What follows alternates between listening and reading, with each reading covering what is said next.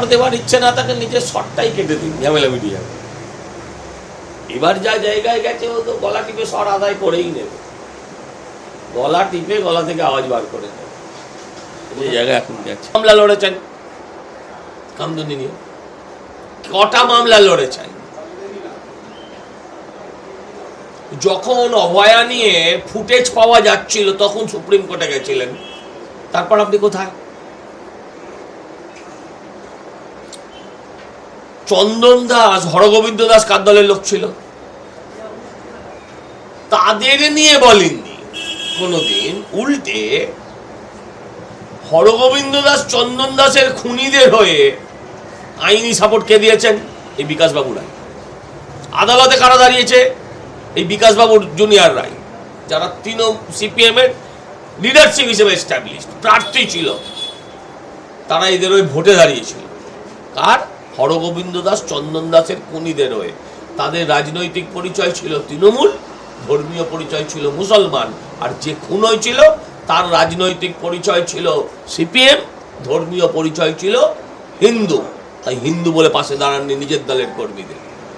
পুরোটা হিন্দু মুসলিমের খেলা। আচ্ছা, পুলিশ তো 2 ঘন্টা 3 ঘন্টার মধ্যে, 4 ঘন্টার মধ্যে অ্যাক্টিভ হয়েছে, ঘটনা ঘটার পর ডেড বডি পাওয়ার পর অ্যারেস্ট করেছে, গ্রেপ্তার হয়েছে, তারপর ট্রেন লাইন কেন ওঠানো হবে? আচ্ছা, আপনি বিশ্বাস করেন আরে রেপ বলে 2টো পুলিশের গাড়ি চালিয়ে দিতে পারে, ট্রেন লাইন উপড়ে দেবে? ট্রেন আসবে তাকে লক্ষ্য করে ইট মারবে? আপনি বিশ্বাস করেন এগুলো?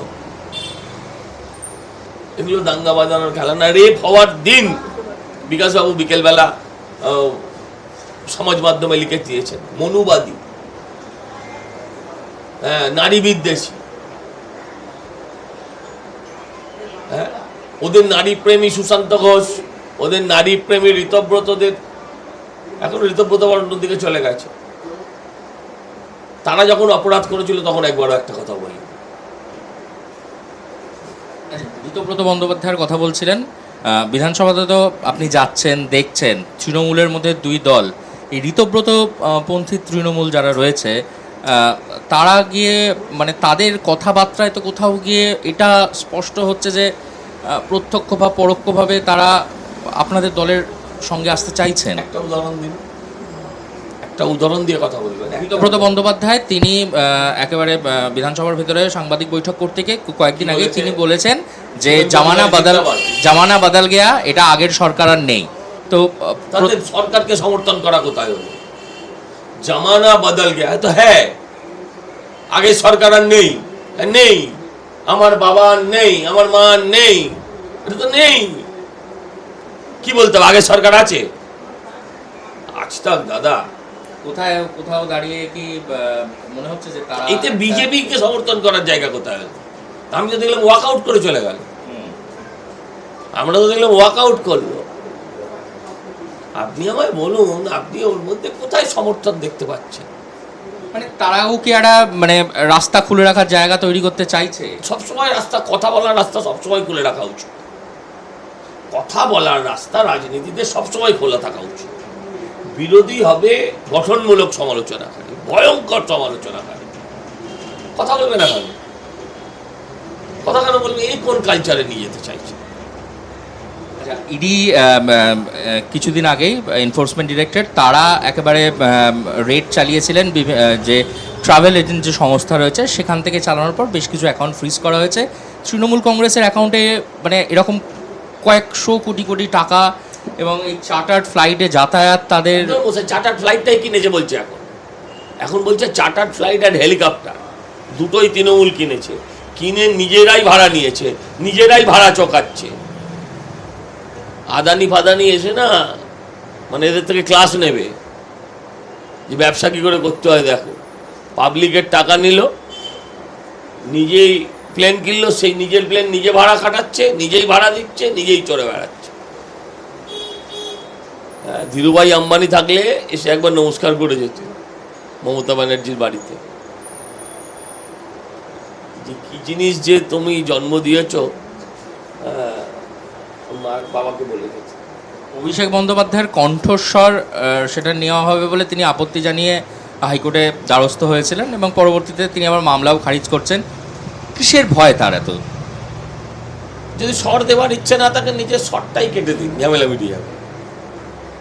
এবার যা জায়গায় গেছে ও তো গলা টিপে স্বর আদায় করেই নেবে, গলা টিপে গলা থেকে আওয়াজ বার করে নেবে, যে জায়গায় এখন গেছে। কোথাও দিয়ে কি তিনি ভয় পাচ্ছেন যে আবার শিক্ষক নিয়োগ দুর্নীতি, কালীঘাটের কাকুর ফোন কলের সঙ্গে তার গলা নিয়ে?